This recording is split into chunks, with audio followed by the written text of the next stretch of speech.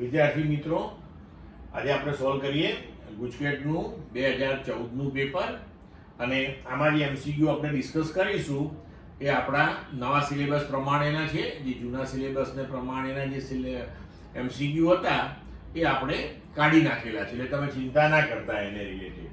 બરોબર. પહેલો પ્રશ્ન, વિદ્યુત ક્ષેત્રની તીવ્રતાનું પારિમાણિક સૂત્ર ખાલી જગ્યા છે. આપણને ઓપ્શન્સ આપેલા છે બધા. બરોબર.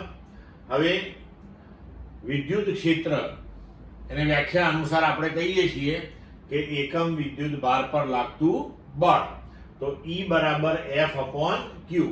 તો હવે આપણે E નું પારિમાણિક સૂત્ર શોધવું હોય તો F નું પારિમાણિક સૂત્ર m1L1T-2 અને ચાર્જ વિદ્યુત ભાર Q નું પારિમાણિક સૂત્ર T1A1, એટલે આપણને જવાબ મળશે m1L1T-3A-1. તો આપણો જવાબ થઈ ગયો C.